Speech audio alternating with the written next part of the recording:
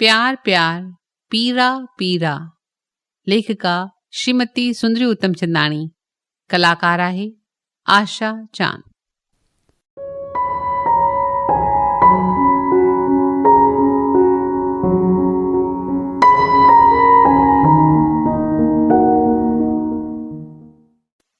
अर्जन जो ख़त मेनका ॾांहुं।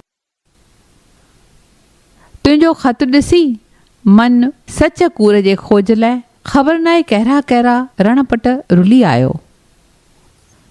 तो मित्र करे सॼो आहे मूंखे, गुलाब त तुंहिंजो मित्र नाहे, पोइ कहिड़े नाते हू असांजी गजाणीअ वक़्तु अची प्रगट थियो। ऐं पाण लाइ ईअं बि सोचां थो त तुंहिंजो प्यारु मित्रता खां हिकु ॾाको वधीक चढ़ी बि चुको आहे। मञा थो तूं वर वर करे मन में दोहिराईंदीअ त दोस्त थी रहण छा काफ़ी नाहे, मगर मां पुछां थो त छा दोस्तनि विच में प्यारु न थींदो आहे? ऐं चओ तुंहिंजो मूंसां प्यारु नाहे। जे नाहे त कहिड़े हक़ सां पंहिंजे घर में ज़बरदस्ती खाधो लेटाईंदी वेंदी आहीं मुंहिंजे थालीअ मंझि, या कॾहिं पीरा भरियल नेण खणी मुंहिंजे अखियुनि में ॾिसंदे पंहिंजी वेदना खे मुंहिंजे जीअ अंदरि उछलींदी वेंदी आहीं। हर नई साड़ीअ जो मुंहिंजनि अखियुनि जे छुआव सां महूरत कंदी आहीं। भला कहिड़ो हक़ु आहे तोखे पंहिंजा इलाही फ़ोटा मूंखे ॾेई राति ॾींहुं मूंखे उन्हनि जे ॾिसण लाइ मजबूर करण जो? अञा बि कूड़े हठ में वेही छिॼिज, न लिखिज त तोखे प्यार थी करियां। ॿियो ख़त अर्जन ॾांहुं मेनका जो। अर्जन, एॾी इंतज़ारी खां पोइ जो मिलणु एतिरो नंढो ऐं चिर ॾियारींदड़ थींदो सो त ख़्वाब ख़्याल में बि की न होम। पर जेकी कुझु थी गुज़रियो उन लाइ माफ़ी घुरण ते दिलि आहे। तूं त ॼाणी थो त हिन मासात गुलाब जी मुंहिंजे मथां घणी हुजत आहे, मूं मथां ई छो सॼे घर मथां। हिन जे अहसाननि खां सवाइ घर ओलाइजे किथे हुजे हा।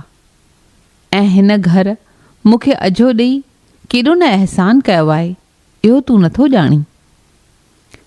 मूं किथे ते ॼातो त गुलाब तुंहिंजो मुंहिंजो पीछो कंदो, अची असांजे मधुर मिलण में रुखनो विझंदो। अजीब इंसान आहे, कहिड़े हक़ सां मूं ते उलड़ करे आयो। कंहिं स्त्रीअ वटि सहारो पाइण माना मथिस हक़ु ॼमाइण। अलाए जे कहिड़ी डिक्शनरीअ में पढ़ियो अथसि। ऐं सो बि मूं जहिड़ी स्त्रीअ ते जा बंधन खां हर तरह आजो रहणु चाहींदी हुजे। ॿी हिकिड़ी खिल जहिड़ी ॻाल्हि ॿुधाए। जंहिं वक़्तु हिन तोखे चयो मेनका सां मिलण जो तोखे कोई हक़ु नाहे, उन वक़्तु त छितो शींहं थिए लॻो। मगर राति जो जॾहिं घर आयो तॾहिं संदसि शिकिल ॾिसी हा। असुल मोट खाधल माता जहिड़ी कारा टल पे लॻी। मूंखे मथिस रहम अची वियो। हिन वीचारे बि मूं लाइ छा छा न कयो आहे। खीसे मां ख़त कढी ॾिनई जो हुन सां गॾु मोकिलियां थी। पंहिंजे ख़त में पने टुकर ते जेकी लिखी ॾियण लाइ ज़िद कयो अथई उन तां हाणे मुड़ी वियो हूंदे। छा सभु कुझु ज़ुबान सां चवण खे ई अहमियत आहे? मेनका। अर्जन जो जवाबु मेनका खे। मेनका, तुंहिंजे ख़त सां गॾु गुलाब जो ख़त बि मिलियो। तुंहिंजो नौकर जंहिं वक़्तु ख़त खणी आयो तंहिं वक़्तु अमी मूंखे रोटी वेठे खाराई।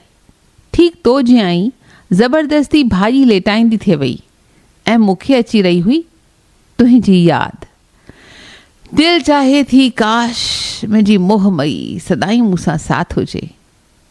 ॼाणा थो गुलाब बि कॾहिं अहिड़ी चाहना ज़ाहिर कई हूंदी ऐं शायदि, लेकिन हाणे जॾहिं तूं मुंहिंजी आई तॾहिं मां का बि अॻी ॻाल्हि यादि न करणु चाहींदुसि।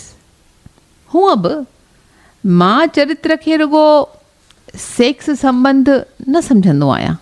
चरित्र मूं लाइ दिमाग़ जी सूझी, दिलि जी प्रबलता में ई समायल आहे। गुलाब जो ख़त पढ़ी मालूम थियो त हिन जी हालत सबबि संदसि पत्नी संदसि सारी हस्ती ई भुलिजी चुकी आहे। छा एतिरो बि नथो सम्झी सघे त जीअं हू मूंखे तुंहिंजे दिलि मां कोरे कढणु थो चाहे, तीअं संदसि पत्नी बि संदसि दिलि मंझां तोखे हकालणु थी चाहे। प्यार अखर ॿिए जे पीड़ा खे महसूसु करणु न सेखारे त उनखे कोई प्यार सॾे ई छो थो। ख़ैर, तुंहिंजो माली जेके पीला गुल खणी आयो, तिन खे ॾिसी बसंत रुत जे केसरी रंग वारियुनि साड़ियुनि पातल गोपियुनि जी अची यादगिरी पई। होलीअ जा बि त इहे ई ॾींहं आहिनि न, इहे ई गुल आहिनि न। अॼु शाम जो अंधेरी स्टेशन ते तुंहिंजो इंतज़ारु कंदुसि।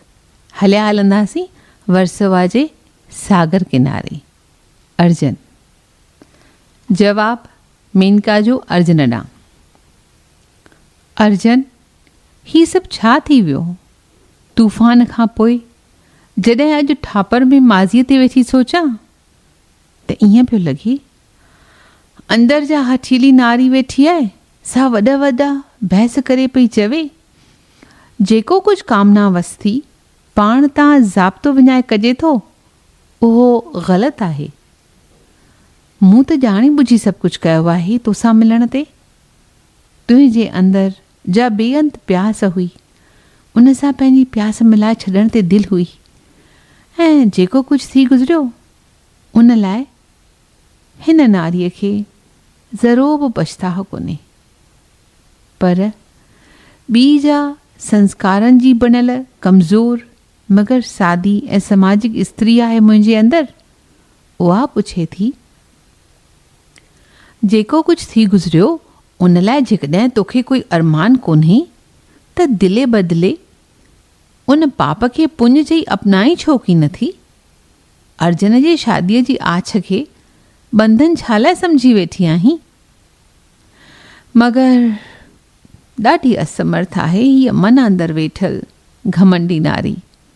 काश तोखे कॾहिं कॉलेज में हेॾे उत्साह सां ॻाल्हाईंदो न ॾिसां हा, ऐं काश असांजी मोटर ख़राबु न थिए हा उन जूअ जे किनारे जो उन वक़्तु तोसां गॾु टैक्सीअ में मोटिणो पियो। गुलाब हिते मुंहिंजे मोटर जी मरमत करे रहियो हो, ऐं तुंहिंजियुनि ॻाल्हियुनि, तुंहिंजे उत्साह भरियल ख़्यालनि अलाए कीअं मुंहिंजे भॻल टुटल मन खे सॼो करोए ॿुधो। मां टैक्सीअ में तुंहिंजे ॾाए पासे वेठल हुअसि। अलाए कीअं उन वेल अची शादीअ जी का रस्म यादि पई त कुंवार हमेशह घोट जे ॾाए पासे ई वेहंदी आहे। ॻाल्हि त खिल जहिड़ी हुई, पर उन कल्पना में मिठास आहे, उन खां इनकार करे नथी सघां। ख़ैर, रहण ॾे अहिड़नि ख़्यालनि खे, मन त उॾामंदो ई रहंदो अहिड़नि कल्पनाउनि जे वादियुनि में। साकार जी दुनिया में भला उन्हनि ॻाल्हियुनि खे जॻह ई कहिड़ी आहे? तुंहिंजूं ऐं मुंहिंजूं राहूं इन ई वर्सोवा जे किनारे, इन ई मुहाणे जे सुनसान झोपड़ी खां सवाइ किथे बि न मिली सघियूं आहिनि। अजायो हैमलेट वारे कर न कर, कर न कर जे मुंझारे में मन कुझु वक़्तु परेशान थी वियो। लेकिन शादी त आहे वासना जो बंधन, मंझिस प्रेम त आहे ई की न। जे ईअं न हुजे हा त मां भला पतीअ जो घर छो छॾे अचां हा। मां त चाहियां थी बसि साखी थी वेही सारे जहान खे ॾिसां। तूं रोज़ अची मूंखे हिन जहान जूं रंगीन कहाणियूं ॿुधाईंदो रहीं, बसि भरींदो रहीं हिकु अजीब रंगीनी मुंहिंजे हिन सुञे सुञे जीवन में। हिकु प्यार जो अपार सागर हुजे जंहिंमें सूख्यम प्यार जूं करोड़े लहरूं हुजनि ऐं भरे छॾी रग रग में हिकु बेअंत पीड़ा। प्यार ऐं पीड़ा जी मूर्ति मेनका। अर्जन जो मेनका खे जवाब। प्रणाम श्रीमती मेनका। कहिड़नि सुहिणनि लफ़्ज़नि में जवाबु ॾिनो अथई मुंहिंजे आछ जो, मगर सुहिणा टूह पटनि में घणा। तोहे कॾहिं पंहिंजे घर में कमु कंदड़ माईअ सुमितीअ जी आखाणी ॿुधाई हुई। तो चयो हो हूअ नंढे हूंदे पंहिंजे मारोट खे ॾाढो प्यारु कंदी हुई। अचानक ई हू खेसि दगा ॾेई वियो ऐं ॻोठ मां ॿी छोकिरीअ सां शादी करे आयो। सुमितीअ खेसि मन मां ई कढी छॾियो। जंहिं घर में शादी करे आई उन घर में बि संदसि अॻियों प्रीतम आग लॻाइण लाइ आयो, पर सुमतीअ सूढ़ियाईअ सां उथी दर जो रस्तो ॾेखारियुसि ऐं पतीअ जे गोॾनि ते मथो रखी रोई खेसि सारो किसो ॿुधाए छॾियईं। मेनका, ॿुधाए, नाहे तुंहिंजे अंदरि काई अहिड़ी परबल मन वारी नारी जेको कुझु जज़्बात जे तूफ़ान में थी गुज़रियो उन ते तोखे ॾुख करण जी ज़रूरत बि नाहे। सृष्टिअ जे नेमनि खे जेतिरो ई ज़ोर सां तूं रोके वेठी हुईं ओतिरो ई ज़ोर सां हू तुंहिंजनि कूड़ियुनि हथरादू भितियुनि खे टोड़े फोड़े डाहे वधिया। इहो सभु स्वाभाविक ई हो ऐं उन हक़ीक़त खे जहान नालो ॾिनो आहे शादी, लेकिन तो उन खे सॼो आहे वासना जो बंधन। जिन ॻाल्हियुनि तुंहिंजे जीवन में रंगीनी आंदी उहे त सभु ॿियनि इंसाननि जे पीड़ा प्यार ऐं हालतुनि सां टकर खाइण जूं ॻाल्हियूं हुयूं। जॾहिं तुंहिंजे जीवन में उहे अचणु चाहिनि थियूं तॾहिं तूं उन्हनि खे दर ॿाहिरां ई मोटाए थी छॾी। ठीकु त आहे, तूं बि अक्सर निर्दयी अमीरनि जियां घर जे चोट तां चढ़ी चुपचाप वेठी खून पसीनो हिकु कंदड़नि जे रोटीअ टुकड़ वारी वेड़ खे ॾिसजे, छो त तोखे त साखी बणिजी सभु कुझु ॾिसणो आहे। घर जे चोट तां बीही जॾहिं हेठि लंघंदड़ जान वारनि ॾे थी निहारी तॾहिं उहे सभु तोखे तुच्छ था बासनि। पल भर लाइ उन्हनि जूं पीड़ाऊं ॾिसी ॿ ॻोढ़ा बि शायदि ॻारींदी हुजी ऐं जॾहिं मथे आकाश में थी निहारी तॾहिं फ़क़ति सुञ ई सुञ थी तोखे नज़र अचे। उन महिल तूं घुरी थी कंहिंजो साथ ऐं मुंहिंजो ई साथ तोखे प्यारो थो लॻे, मगर उनखे बि कंहिं हद ताईं महदूद रखणु थी चाहीं, जेतोणीक हिकु भेरो उन में नाकामयाब वञी बि चुकी आहीं। मगर इहो कहिड़ो रूप आहे तुंहिंजो? रुगो तुंहिंजो ई छो, अॼुकल्ह जेके बि इन क़िस्म जा CID जे रिपोर्टुनि में केस आयल ॾिठा अथमि तिन में वॾनि घरनि जूं छोकिरियूं ऐं छोकिरा बसि ईअं ई आहिनि। मिठे अंब जियां हिक ॿिए खे पंहिंजो नरम छुहाउ ॾियण खां पोइ कोर जी सख़्तु खल ॾेखारियो बीहनि, लेकिन ईअं त सृष्टि नास थी वेंदी। मेनका, तूं हिकु पढ़ियल गढ़ियल नारी आहीं, समाज खे की कुझु ॾियणु तुंहिंजो फ़र्ज़ु आहे, लेकिन इहो सभु तोखे न घुरिजे न। तोखे खपे फ़क़ति सूख्यम प्रेम, कमल जे पंखड़ियुनि खां कोमल ऐं बर्फ़ खां थधो। पंहिंजे महिलात अंदरि खुली हवा खां वांझियल नारी, सिज जे किरणनि ऐं चांदीअ खां बेमुख, फूल हूंदे बि ईअं सुकी वञे, इहो मूंखे मंज़ूर न हो। मूं वटि महिलात नाहे, जीवत आहे, ऐं जीवत जेका चीकीअ मिटीअ वांगुरु होगाह भरी आहे। मंझिसि महिनत ऐं सिहत जा सुंदर गुल हर वक़्तु खिलंदा रहनि था,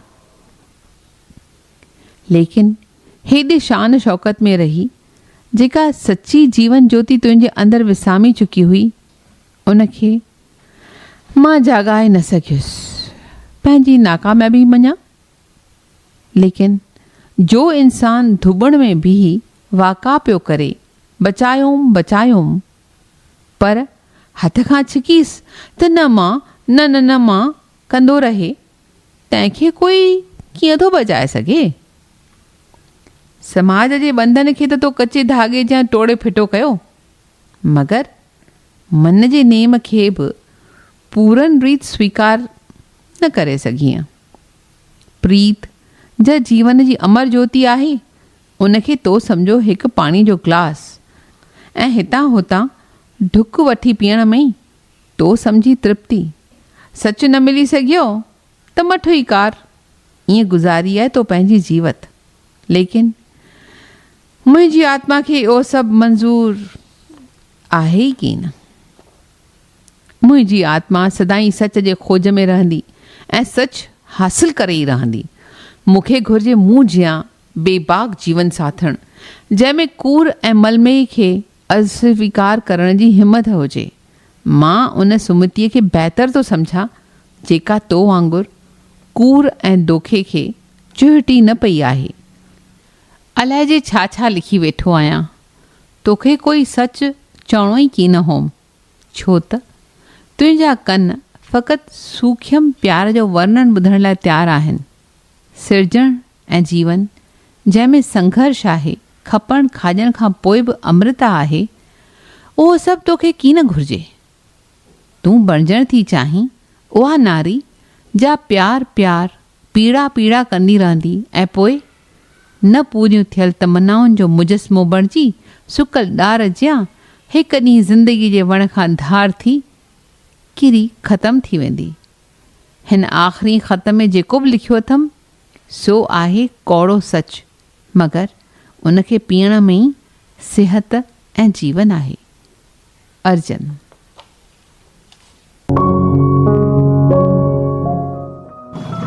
त कीअं लॻी तव्हांखे हीअ कहाणी?